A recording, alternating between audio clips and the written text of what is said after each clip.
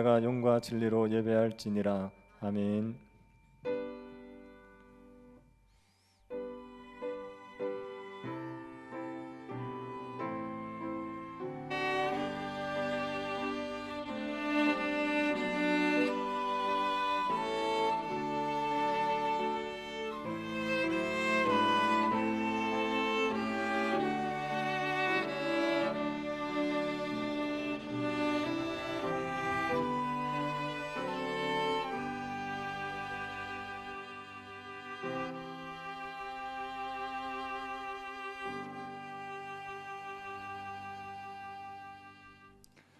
우리를 위해서 독생자를 이 땅에 보내주신 하나님께 감사드립니다. 우리에게 은혜 베푸시기 위해서 예배의 자리로 우리를 불러주심도 감사를 드립니다. 이 예배 가운데 주의 영광이 가득하게 하여 주옵소서. 하나님의 영광을 보여주셔서 하나님의 크심과 하나님의 능하심과 하나님의 인자하심을 알게 하여 주옵소서. 예배를 통해 하나님을 경외하는 마음을 충만케 하여 주시기를 구하오며 거룩하신 예수님 이름으로 기도드립니다. 아멘. 찬송가 15장 찬양하겠습니다.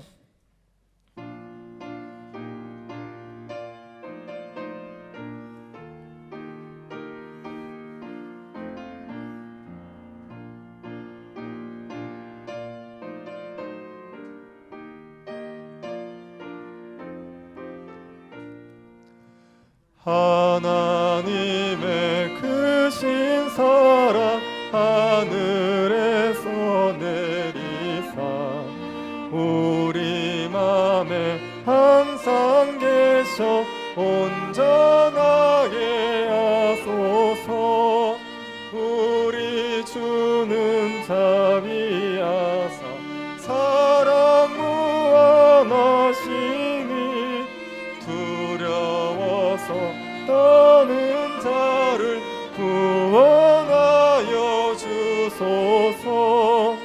걱정 근심 많은 자를 성령 감화하시며 복과 은혜 사랑마다 평안하게 하소서.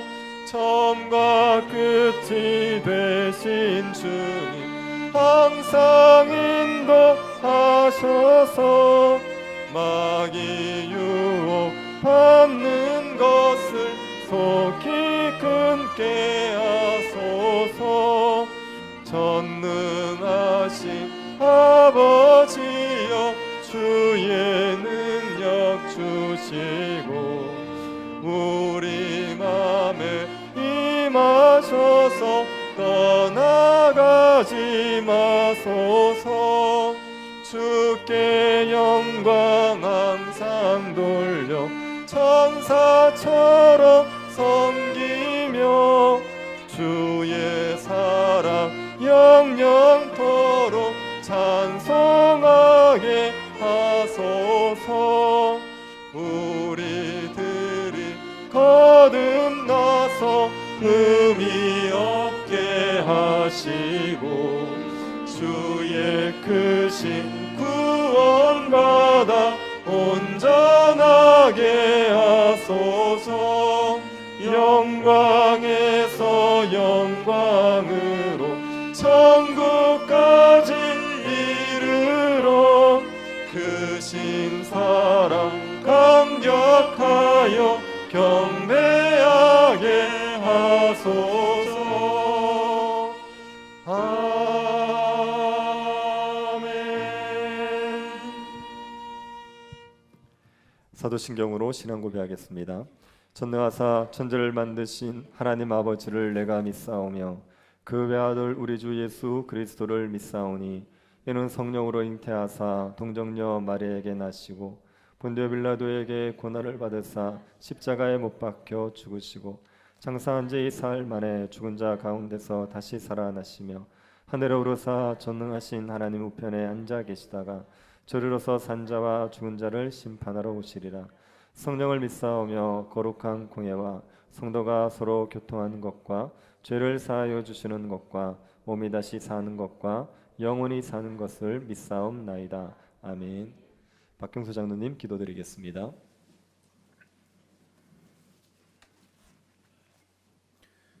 사랑이 풍성하신 하나님 아버지, 올 한 해를 주님의 은혜 가운데 지켜주시고 이 시간 주님 앞에 예배 드리게 해주심을 감사드립니다. 우리를 하나님의 자녀로 살게 하시고 찬양하고 예배하는 삶이 당연한 것이 아니고 은혜였음에 감사드립니다. 되돌아볼 때 모든 것이 하나님의 은혜와 긍휼과 사랑임을 고백합니다. 때론 고난과 어려움 가운데서도 우리 자신을 하나님 말씀에 비추어 훈련시켜 주시고 하나님의 사랑과 겸손을 배우게 해주심도 감사드립니다. 찬양과 영광을 받으시기를 기뻐하시는 하나님, 온전히 주님 홀로 영광 받으시옵소서. 죄로 인해 죽을 수밖에 없었던 저희들을 예수님의 십자가 보혈로 마음으로 믿어 의에 이르게 하시고 입으로 시인하여 구원해 주신 은혜를 감사드립니다. 저희의 마음이 완악하여 제 마음대로 사는 저희를 주님의 자녀 삼아 주신 은혜를 감사드립니다. 우리는 서로 다른 지체이기 때문에 상처를 받을 수밖에 없었던 것을 이해하지 못하고 행동했던 순간순간들을 회개합니다. 이 상처가 은혜로 치유되게 하여 주옵소서. 이 시간 주님의 보혈로 우리를 씻으사 정직한 영으로 새롭게 변화시켜 주시고 정결한 마음을 부어 주옵소서. 우리의 신앙생활이 보상의식이 아닌 은혜의식으로 살게 하옵소서. 주님, 주일 아침에 주님의 사랑과 은혜를 사모하는 간절한 마음으로 찾아온 성도들이 지친 심령을 위로받기를 원합니다. 상한 심령을 씻음받기를 원합니다. 주님의 따뜻한 손으로 어루만져 주시고 한량없는 자비를 베풀어 주옵소서. 오늘도 박 목사님의 하나님의 권능의 말씀을 전하게 하시며 말씀을 듣는 순간 성령님의 기름 부으심이 목사님을 통해 우리 모두에게 넘치게 하시며 말씀을 통해 깨닫는 은혜를 날마다 더하게 해주시고 주님의 십자가 사랑을 본받아 세상적인 유혹이나 신앙적 유혹 가운데서도 기도로 전신갑주로 무장하게 하시고 말씀으로 표대를 잡아주시고 성령 충만으로 세상적인 유혹이나 신앙적 유혹을 이기게 하옵소서.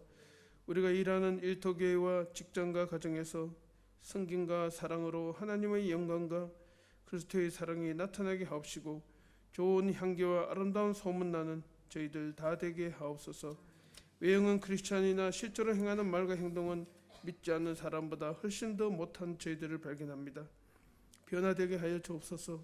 변화시켜 주옵소서. 날마다 성령의 능력으로 새롭게 하옵소서. 우리의 선함이 우리의 삶이 본이 되게 하사 세상 속에서 하나님의 영광을 드러내게 하옵시며 죽은 믿음이 아닌 살아있는 행하는 믿음으로 살게 하여 주옵소서. 하나님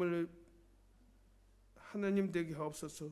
부활을 믿는 신앙이 이 땅에서 부활의 삶을 사는 부끄럽지 않는 저희들 다 되게 하옵소서. 이천동 교회 신축의 지영민의 마음을 따뜻하게 녹여주셔서 감사드립니다. 이 일을 추진하는 건축위원회에 지혜도 주시고 명철을 주시옵소서. 이 시간 마음을 활짝 열고 주님 내게 말씀하시옵소서. 내가 듣고 따르겠나이다. 내가 순종하겠나이다. 하나님 말씀을 듣고 단순히 정보와 지식만 얻는 시간이 아니라 우리의 삶 가운데 변화를 경험하는 시간 되게 하옵소서. 감사드리며 우리를 구원해 주신 예수님의 이름으로 기도드리옵나이다. 아멘.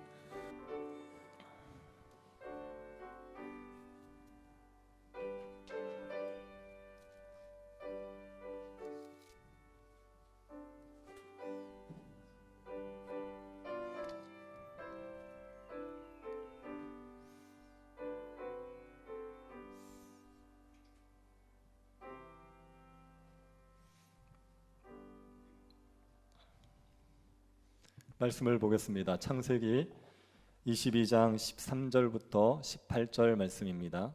창세기 22장 13절부터 18절 말씀입니다. 찾으셔서 한 절씩 교도하도록 하겠습니다. 찾으셨으면 교도하겠습니다. 하나님이 눈을 들어 살펴본즉 아브라함이 눈을 들어 살펴본즉 한 순양이 뒤에 있는데 뿔이 수풀에 걸려 있는지라 아브라함이 가서 그 순양을 가져다가 아들을 대신하여 번제로 드렸더라.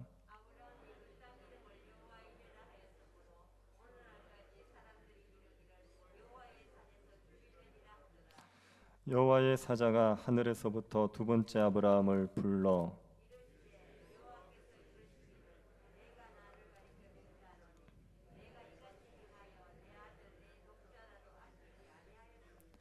내가 내게 큰 복을 주고 내 씨가 크게 번성하여 하늘의 별과 같고 바닷가의 모래와 같게 하리니 내 씨가 그 대적의 성문을 차지하리라.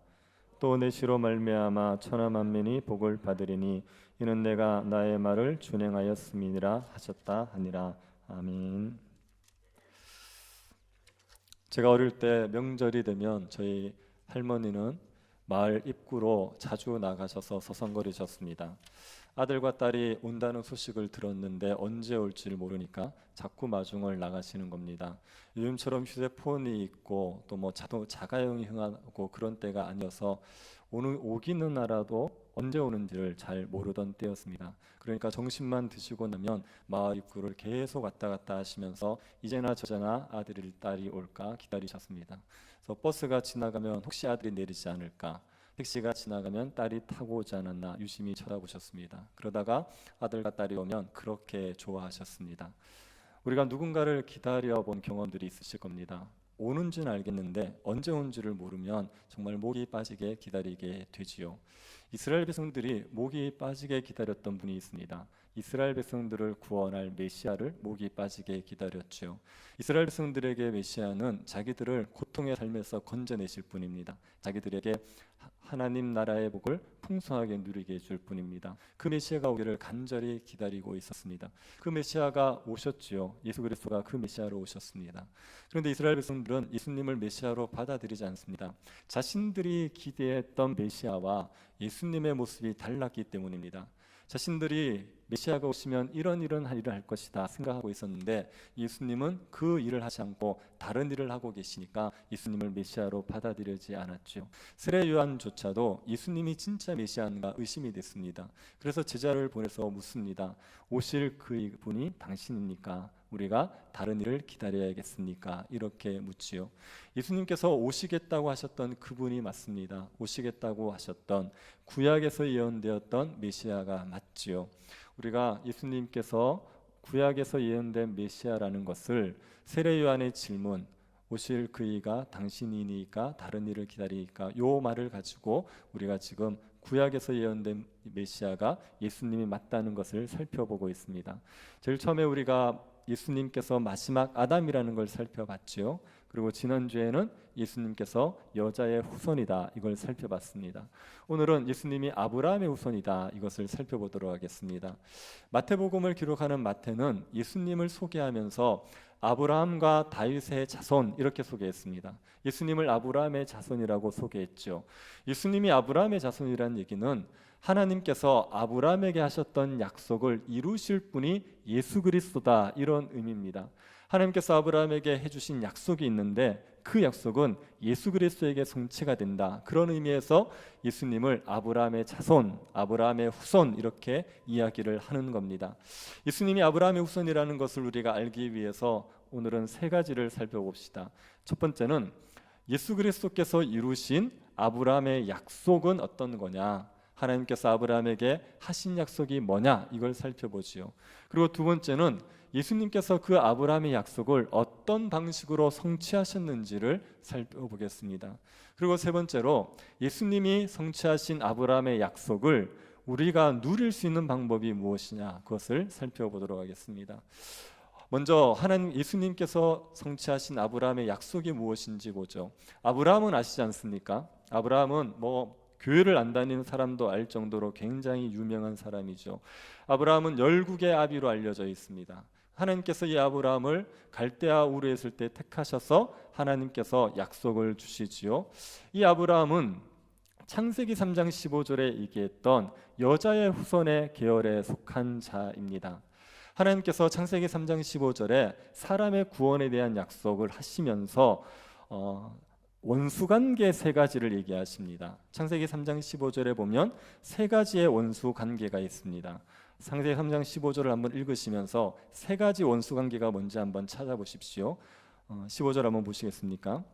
내가 너로 여자와 원수가 되게 하고 내 후손도 여자의 후손과 원수가 되게 하리니 여자의 후손은 내 머리를 상하게 할 것이요 너는 그의 발꿈치를 상하게 할 것이니라 하시고, 여기에 보면 하나님께서 세 가지의 원수관계를 얘기하십니다. 첫 번째는 뱀과 여자, 뱀과 하와입니다.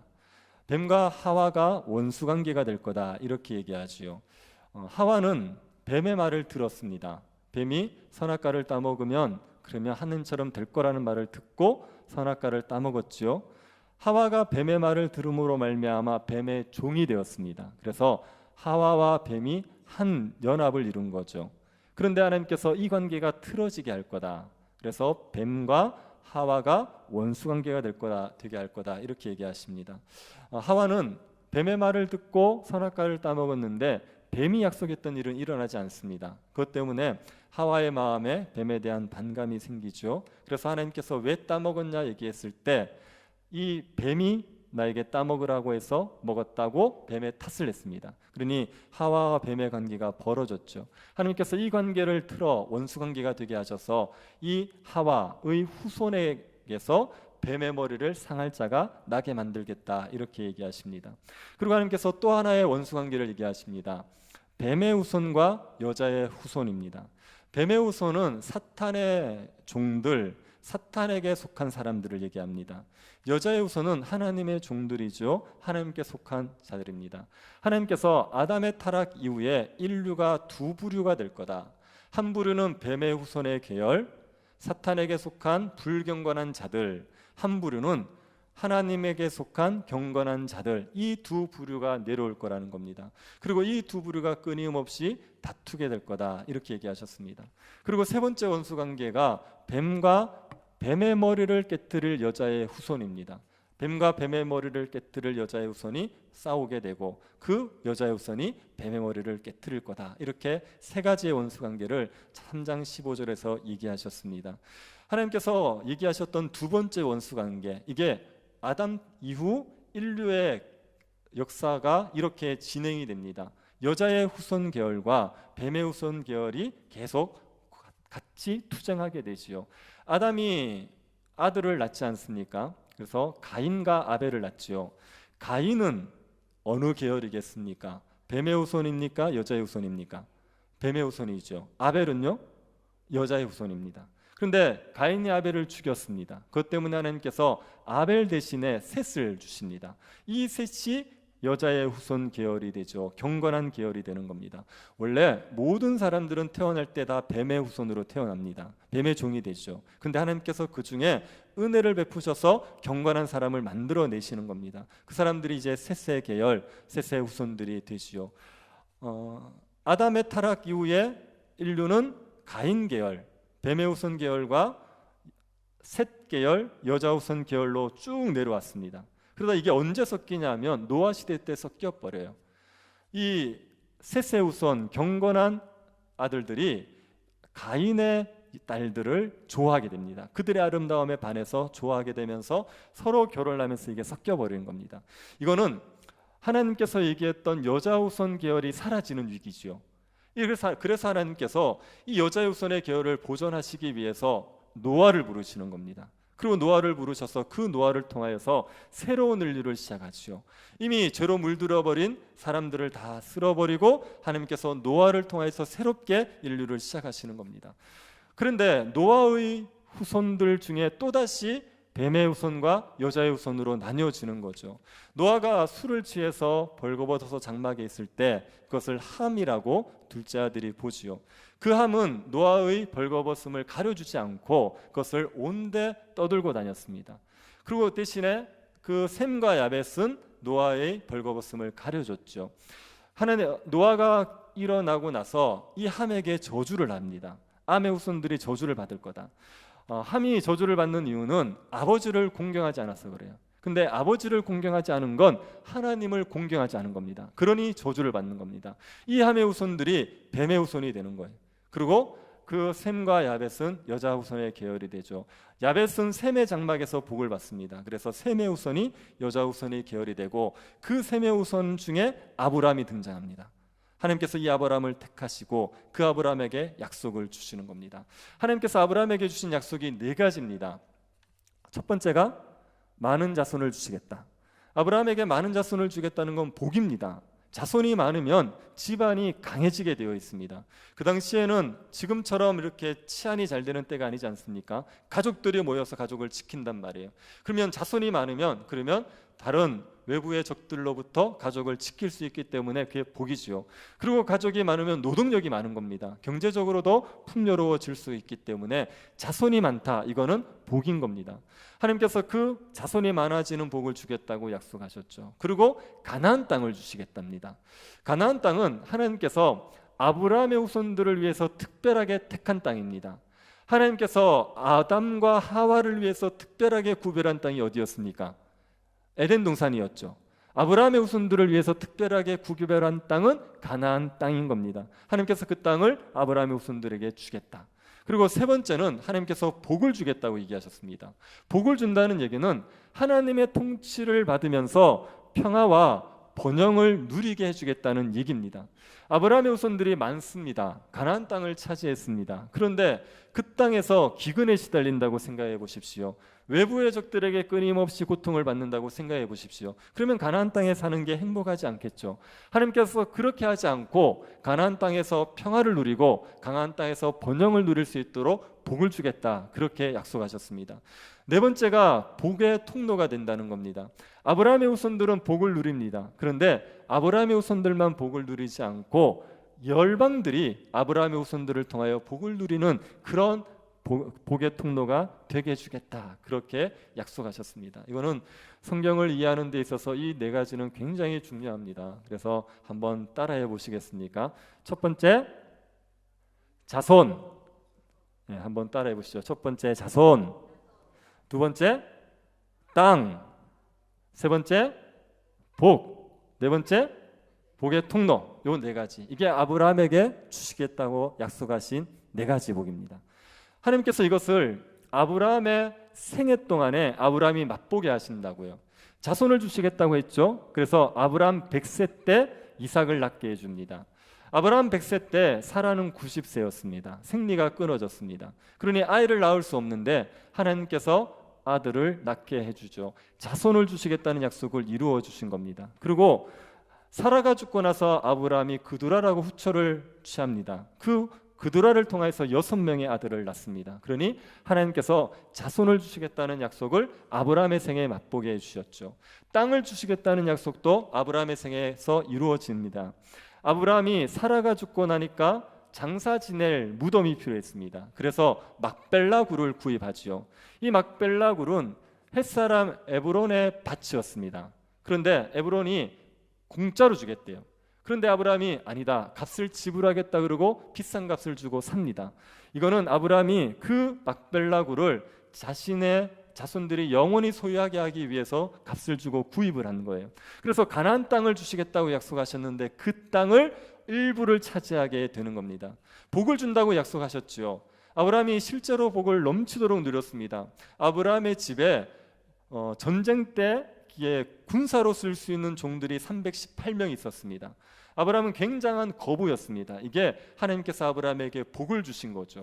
복의 통로가 되게 해주겠다고 하셨습니다. 그 약속 때문에 아브라함의 조카 롯이 소돔에서 죽을 뻔했을 때 하나님께서 아브라함 때문에 롯을 건져주시지 않습니까? 그리고 아브라함에게 블레셋의 왕 아비멜렉이 와서 화친을 맺습니다. 아브라함에게 화친을 맺는 것은 아브라함의 하나님을 인정하는 거예요. 그렇게 되면 이 아비멜렉도 하나님이 주는 복을 누리게 됩니다. 아브라함에게 하나님께서 네가 복의 통로가 되게 해주겠다고 하면서 이런 얘기를 하셨어요. 누가 너를 축복하면 하나님이 그 사람을 축복해 준대요. 누가 너를 저주하면 하나님이 그 사람을 저주한대요. 왜 아브라함을 축복하면 하나님께서 그 사람을 축복해 줍니까? 아브라함을 축복한다는 얘기는요, 아브라함의 하나님을 인정한다는 얘기입니다. 그러면 그 사람은 당연히 복을 누리겠죠. 아브라함을 저주해요? 아브라함의 하나님을 인정하지 않는 겁니다. 그러면 그 사람은 당연히 저주를 받는 겁니다. 아비멜렉이 와서 아브라함의 하나님을 인정했습니다. 화친을 맺은 건 아브라함의 하나님을 인정한 거고, 그리고 아비멜렉이 그로 인하여 복을 누리게 되는 거죠. 그래서 축복을 통로가 되게 주겠다는 약속도 하나님께서 이루어 가신 거죠. 아브라함의 생에 아브라함에게 하셨던 약속이 일부 성취가 됩니다. 그런데 이게 완전하게 성취되지 않아요. 이것은 아브라함의 후손이 성취하게 됩니다. 그런데 아브라함의 복을 성취할 후손은 아브라함의 여러 후손들이 아니라 한 후손을 얘기하는 겁니다. 창세기 22장 16절 18절 한번 보십시오. 이르시되 여호와께서 이르시기를 내가 나를 가리켜 맹세하노니 내가 이같이 행하여 내 아들 내 독자도 아끼지 아니하였은즉 내가 내게 큰 복을 주고 내 씨가 크게 번성하여 하늘의 별과 같고 바닷가의 모래와 같게 하리니 내 씨가 그 대적의 성문을 차지하리라. 또 내 씨로 말미암아 천하 만민이 복을 받으리니 이는 내가 나의 말을 준행하였음이니라 하셨다 하니라. 여기에 3번 반복되는 말이 뭡니까? 내 씨, 내 씨라는 말이 반복되죠. 내 씨가 번성하게 되고 내 씨가 대적의 문을 취하게 되고 내 씨로 말미암아 천하 만민이 복을 받으리라 이렇게 얘기했습니다. 그런데 여기에 내 씨는 복수가 아닙니다. 여러 씨를 가르치지 않고 한 단수를 가르쳐요. 너의 한 후손이 와서 아브라함에게 하신 하나님의 약속을 다 이루어 갈 거다 이렇게 얘기하시는 겁니다. 이 한 후손, 이 아브라함의 후손이 누구란 얘기입니까? 이 예수 그리스도란 얘기예요.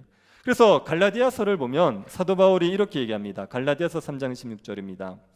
이 약속들은 아브라함과 그 자손에게 말씀하신 것인데 여럿을 가르쳐 그 자손들이라 하지 아니하고 오직 한 사람을 가르쳐 내 자손이라 하셨으니 곧 그리스도라.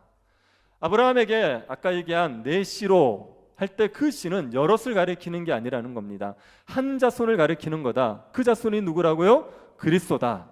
그래서 예수 그리스도가 오셔서 아브라함에게 하셨던 약속을 이루어 가시게 될 거라고 얘기한 겁니다.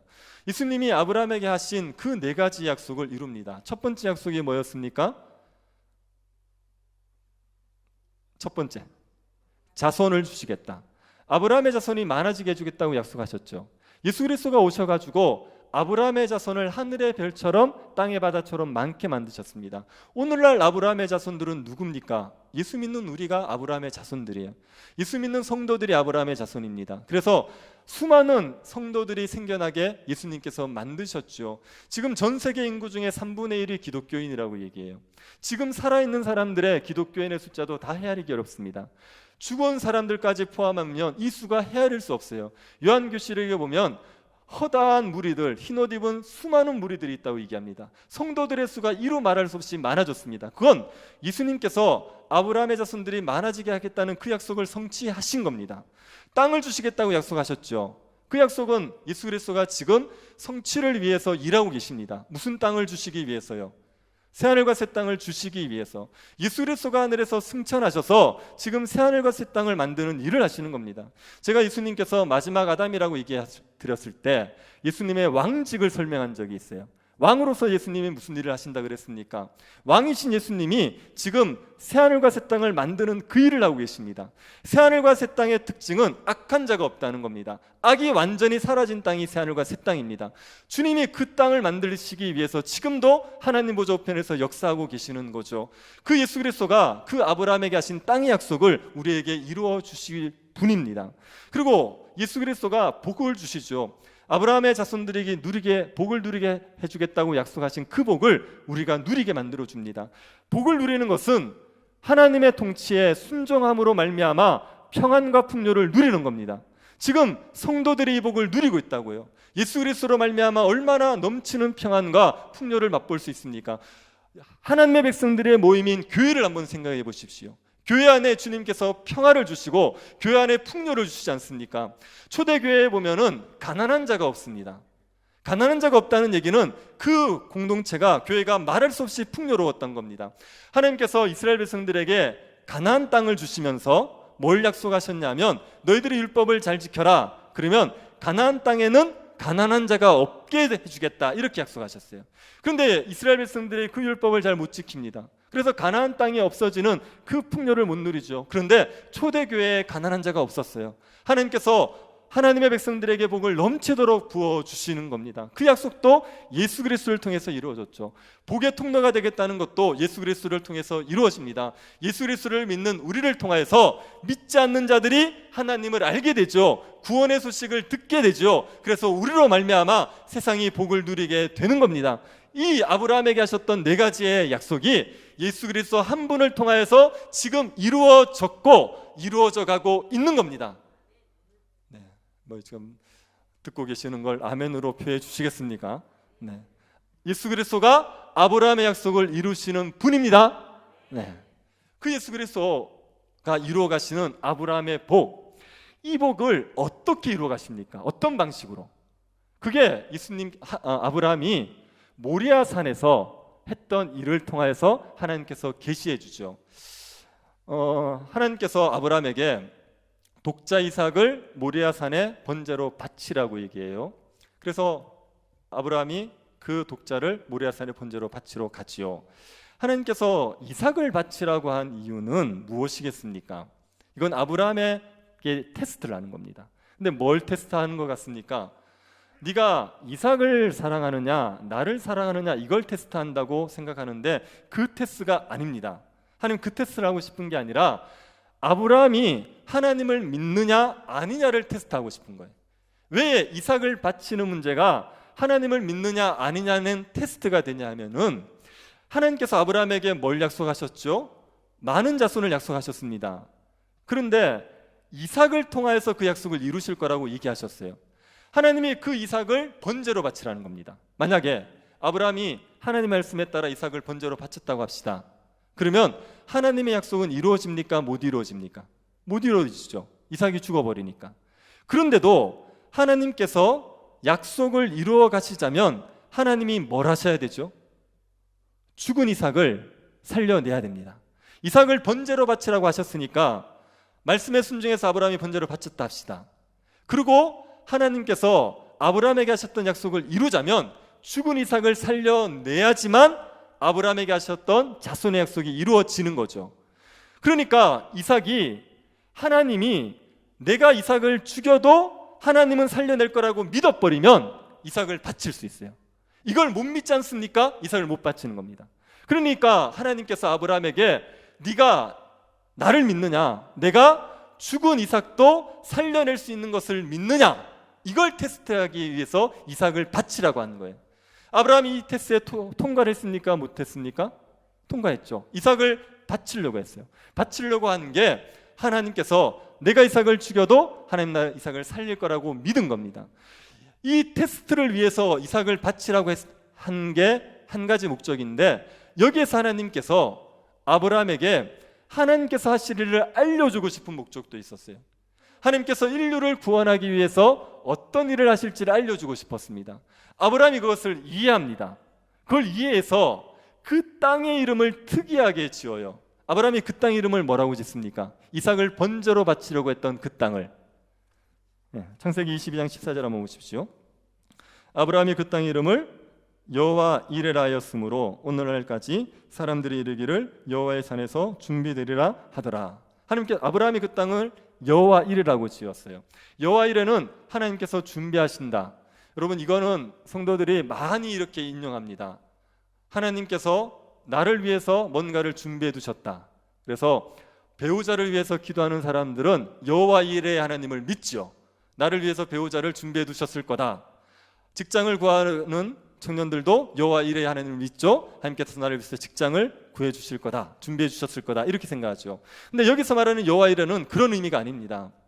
지금 이 말을 하게 되는 배경은 아브라함이 번제로 이삭을 바치려고 하다가 하나님께서 중지, 내가 나를 경외한 자 알겠다, 그러고 나서 아브라함이 주위를 보니까 수풀에 양 한 마리가 걸려 있어요. 순양이. 그래서 그 양을 이삭 대신에 바쳤습니다. 그러고 나서 그 땅을 여호와 이레 이렇게 얘기했어요. 여기서 여호와 이레는 하나님이 여호와의 산에서 뭘 준비할 거라는 거예요. 근데 여기서 준비하는 건 뭡니까? 이거는 하나님께서 인류를 대신해서 십자가에서 죽을 그 메시아를 준비할 걸 얘기하는 거예요. 아브라함이 그 하나님의 계획을 알고 여호와 이레 이렇게 이야기한 겁니다. 이삭을 번제로 바쳤던 모리아 산이 나중에 뭐가 되죠?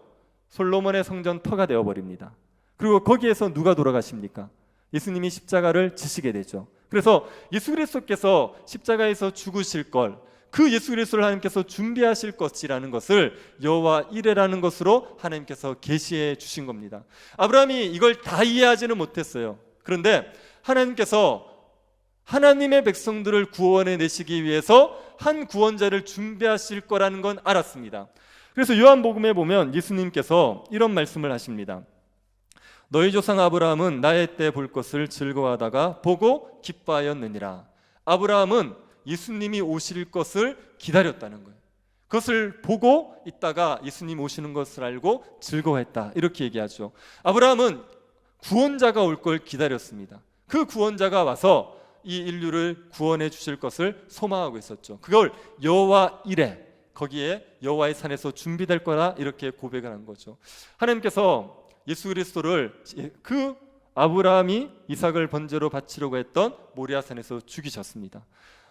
아브라함은 이삭을 번제로 드리지 않았어요. 드리는 신용만 했었죠. 드릴 뻔했죠. 근데 하나님은 진짜 아들을 번제로 삼으셨습니다. 그 하나님께서 아들을 번제로 삼으심으로 말미암아 아브라함의 약속들을 성취해 가시는 겁니다. 예수님이 십자가에 죽으심으로 말미암아 아브라함에게 하신 약속들을 다 성취해 가시는 거죠. 하나님과 우리와의 관계를 가로막고 있던 문제가 죄의 문제란 말이에요.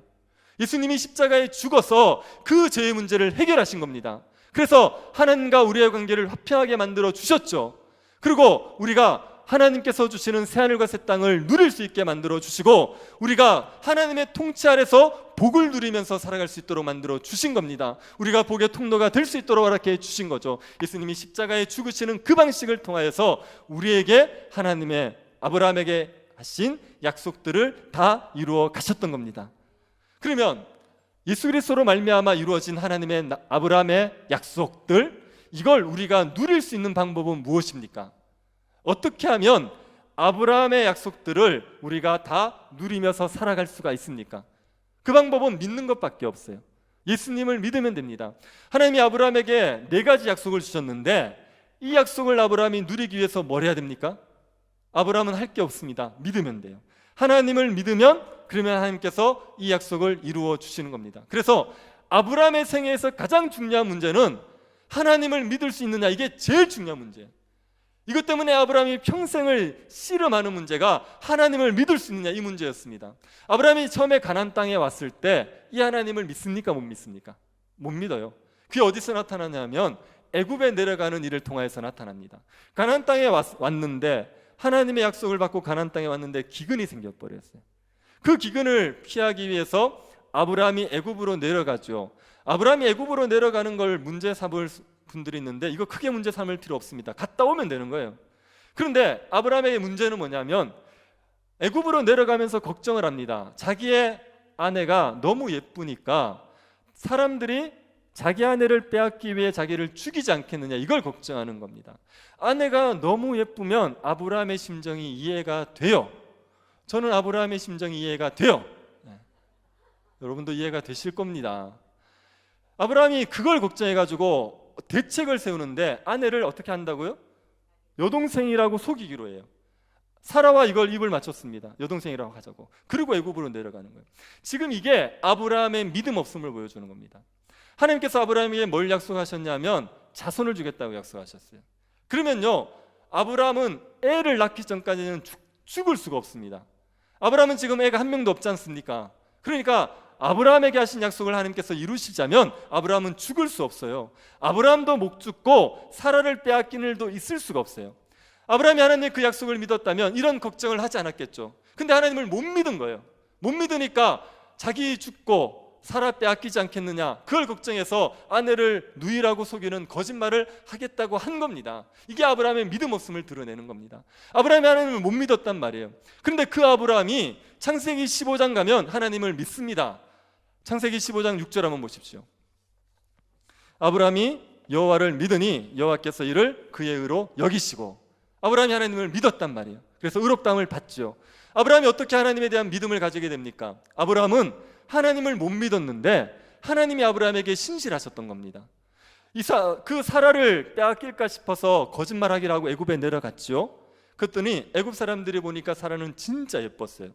그런데 애굽 사람들이 감히 사라를 취하겠다는 생각을 못합니다. 사라의 미모는 왕후가 될 만한 미모예요. 그러니까 애굽의 왕이 아니면 건드릴 수가 없는 겁니다. 애굽의 왕에까지 소문이 들려서 애굽의 왕이 그 사라를 취하지요. 아브라함에게 물었습니다. 누구냐? 여동생입니다. 그러면 나한테 줘. 이래가지고 취했어요. 아브라함은 사라를 빼앗겼지 않습니까? 믿음이 없어서 사라를 빼앗겼단 말이에요. 그런데 하나님께서 그대로 빼앗기도록 버려두셨습니까? 아니요. 하나님께서 바로의 집에 재앙을 내리셔서 그 사라를 돌려주십니다. 되찾게 해주셨어요.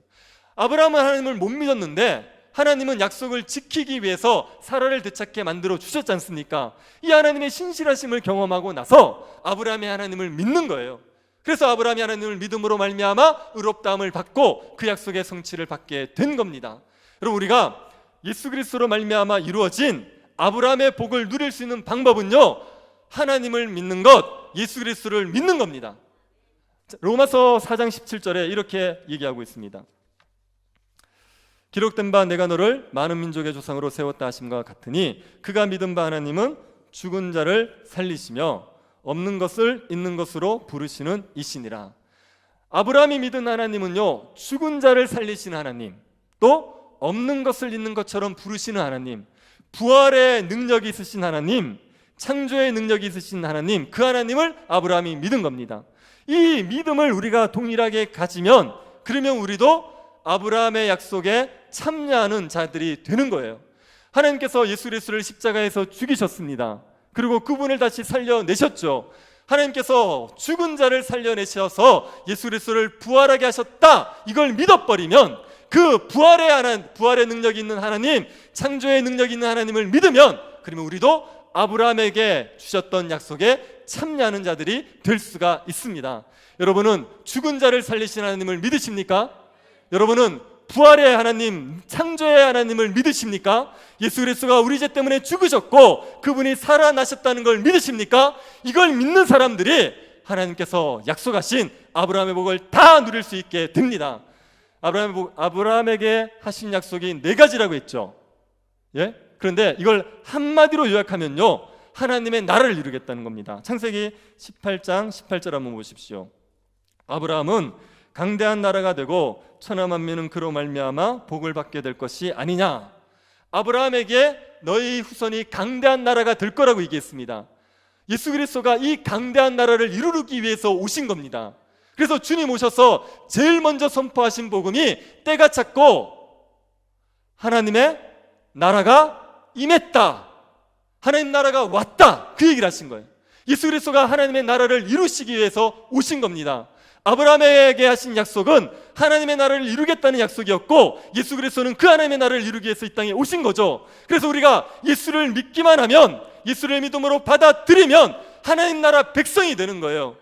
그 아브라함의 복이 넘치도록 주어지는 하나님 나라 백성, 그 나라 백성이 되어서 하나님과 동행하며 하나님과 교제하며 살아갈 수가 있습니다. 하나님을 예배하며 하나님과 교제하면서 하나님 나라의 복을 누리면서 새하늘과 새 땅을 소망하면서 그 나라에서 영원한 복을 누리는 복된 백성이 될 수가 있는 겁니다.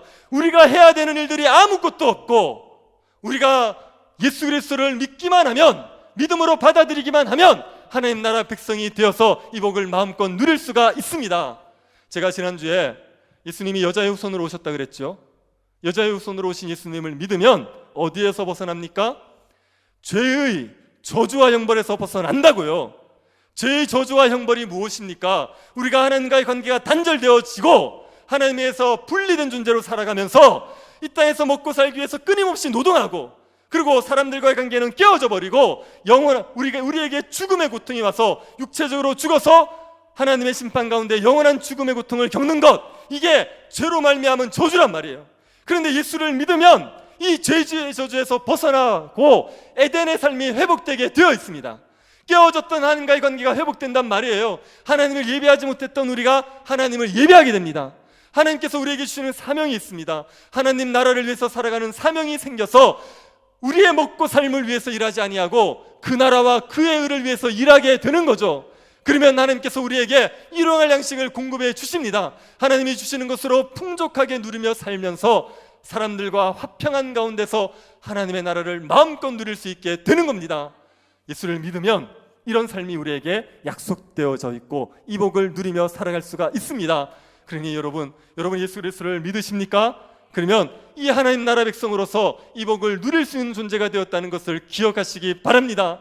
우리에게 복이 넘쳐 흘러서 세상이 우리를 보면 너무 부러운 거예요.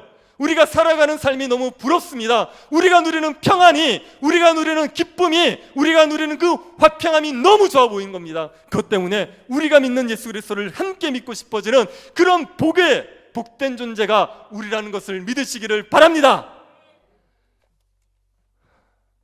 여러분이 정말 예수를 믿으십니까? 그게 어떻게 증명되냐면요, 하나님께서 아브라함에게 하셨던 약속을 근거로 얘기하면 여러분이 의와 공도를 행하느냐 아니냐로 이게 증명이 되는 겁니다. 18장 18절 19절 다시 한번 보십시오. 18장 18절 19절입니다. 아브라함은 강대한 나라가 되고 천하 만민은 그로 말미암아 복을 받게 될 것이 아니냐. 내가 그로 그 자식과 권속에게 명하여 여호와의 도를 지켜 의와 공도를 행하게 하려고 그를 택하였다. 하나님이 아브라함을 왜 택했냐? 강대한 나라가 되게 하기 위해서 택했는데 무엇을 요구한다고요? 의와 공도요. 의와 공도라는 얘기는요, 율법을 지킬 걸 요구한다는 겁니다. 율법이 요구하는 건 뭡니까? 율법이 요구하는 것은 이웃을 내 몸처럼 사랑하라는 거예요. 이웃을 내 몸처럼 사랑하면 율법의 요구를 다 지킨 게 되는 겁니다. 아브라함이 18장에서 한 일이 뭐냐? 지나가는 나그네를 대접해 준 거예요. 지나가는 나그네에게 극진한 대접을 해준 게 이게 아브라함이 한 일입니다. 이게 의와 공도를 행한 겁니다. 율법을 지켜서 이웃을 내 몸처럼 사랑한 겁니다. 저를 한번 보십시오. 여러분이 예수를 믿는다는 것은 가난한 자들에게 그 의와 공도, 가난한 자들을 돌보는 삶을 살아가느냐는 것으로 증명이 되는 겁니다. 여러분이 이웃들을 내 몸처럼 사랑하기 위해서 살아가고 있으면 여러분은 진짜 예수를 믿는 사람이에요.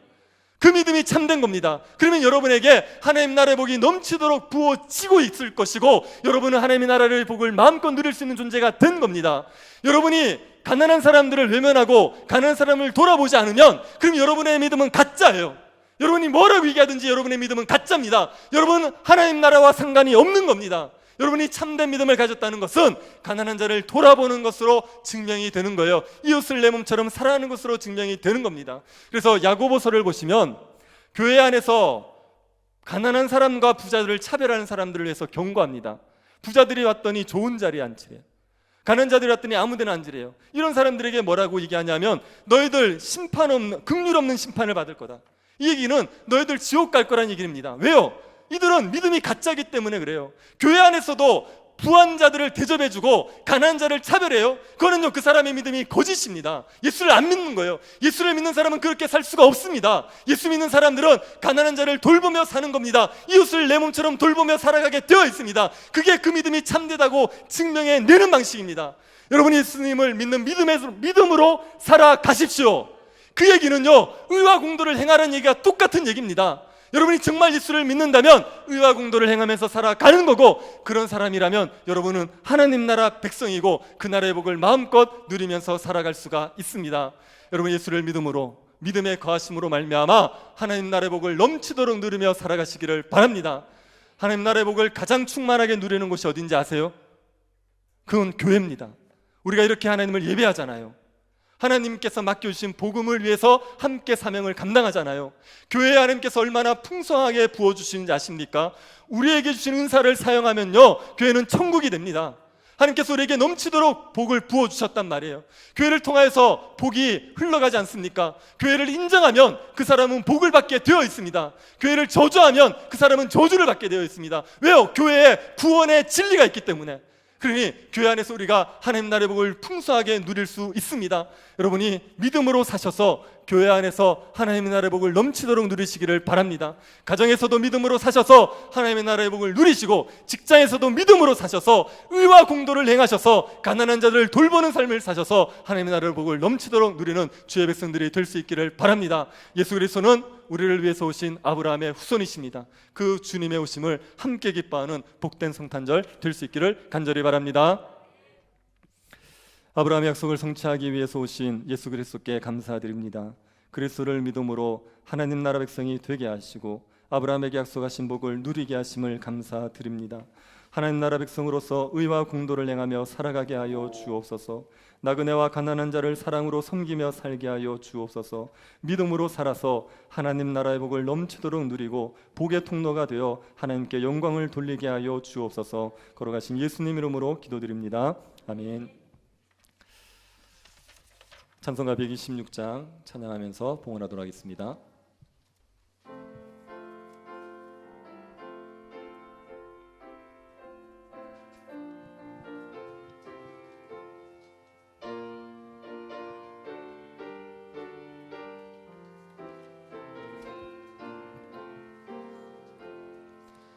천사 찬송하기를 거룩하신 구주께 영광 돌려보내세. 구주 오늘 나셨네. 크고 작은 나라들 기뻐 화답하여라. 영광 받을 왕의 왕 베들레헴 나신 주. 영광 받을 왕의 왕 베들레헴 나신 주. 오늘 나신 예수는 하늘에서 내려와 처녀 몸에 나셔서 사람 몸을 입었네. 세상 모든 사람들 영원하신 주님께 영광 돌려보내며 높이 찬양하여라. 영광 돌려보내며 높이 찬양하여라.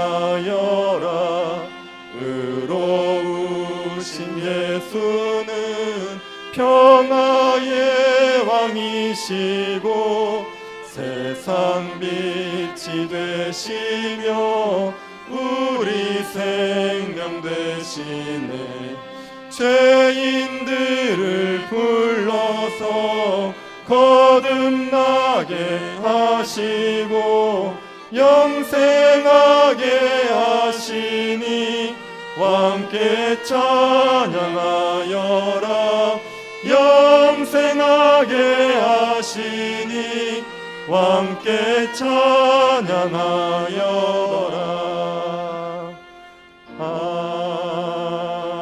아멘. 우리에게 영생의 소망을 주시고 나그네 인생길을 인도하시고 보호하여 주시니 감사를 드립니다. 하나님 앞에 감사함으로 드리는 예물을 기쁘게 받아주시고 우리에게 먹을 것과 입을 것이 있으므로 자족할 수 있도록 은혜 더하여 주옵소서. 코로나로 고통받고 있는 이 땅을 불쌍히 여겨 주옵소서. 하나님께서 주신 번영과 풍요를 육체의 욕심을 사용했던 어리석고 악한 저희들을 용서하여 주시고 이 땅에 구원의 은혜를 베풀어 주옵소서. 질병의 고통 가운데서 구원하여 주시고 불경건과 불의의 죄악 가운데서도 건져 주옵소서.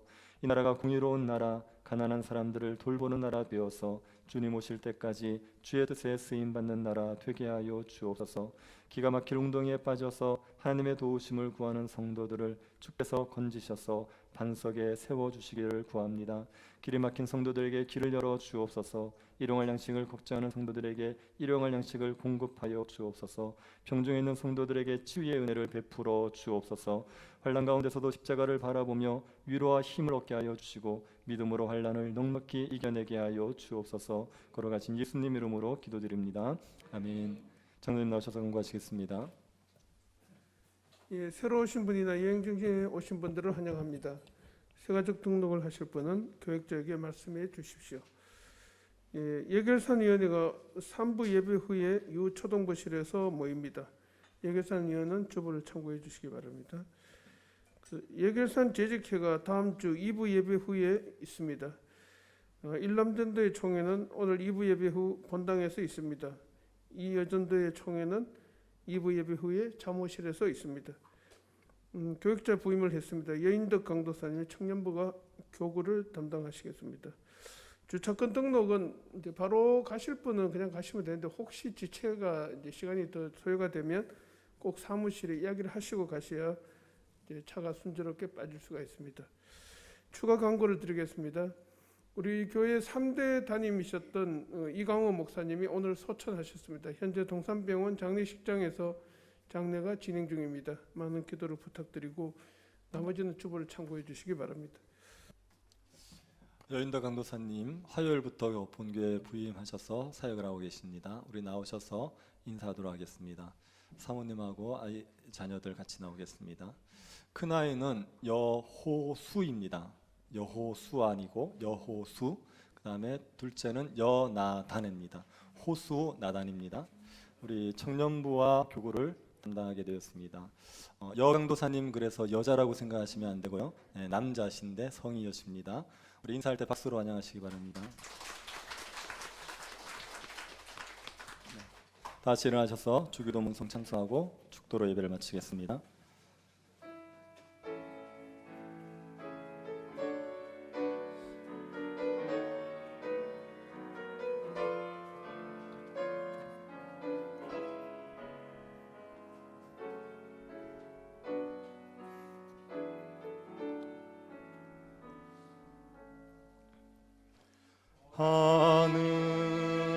하늘에 계신 아버지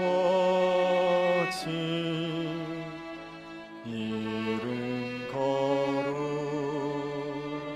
거룩하사 주님 나라 임하시고 뜻이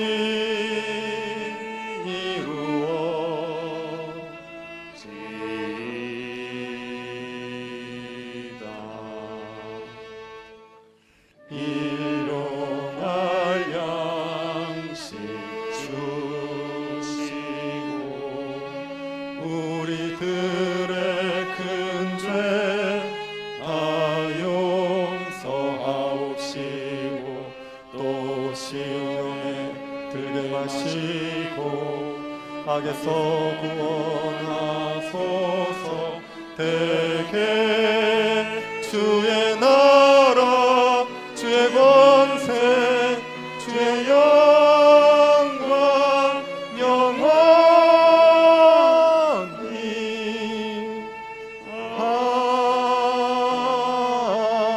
아멘. 지금은 우리 주 예수 그리스도의 은혜와 하나님의 사랑과 성령의 교통 위로하심이 사랑하는 주의 백성들의 머리 위에 지금으로부터 영원토록 함께 있을지어다. 아멘.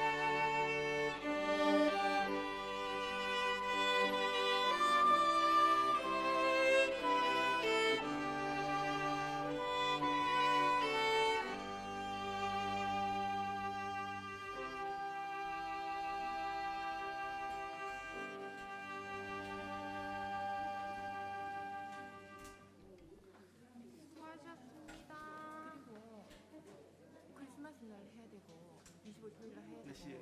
내일 11시 예배 있다. 대예배만 하면 될 거고 하고 혹시 혹시나 결석할 거 있으면 대타 꼭 쉬어야 돼. 알았지? 대타 쉬어야 된다.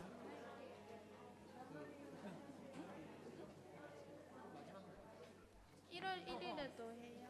성구영신 예배도 하고 우리 교회 제일 중요한 게 크리스마스하고 성구영신 예배하고 추수감사 뭐 이렇게 보통 하는데 이번에는 성가대를 섰기 때문에 하는 거고.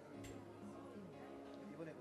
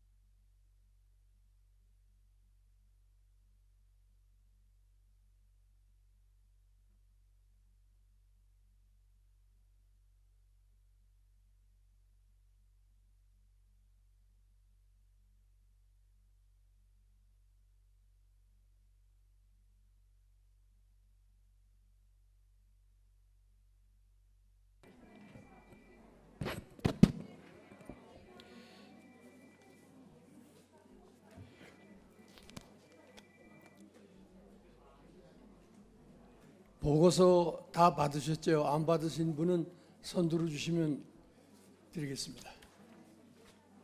다 받으셨습니까?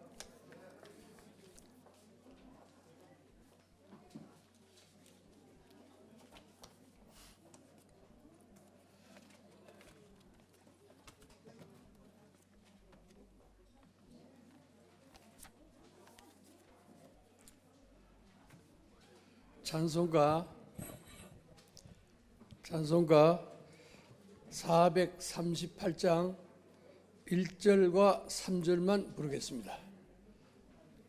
438장 1절, 3절 부르겠습니다.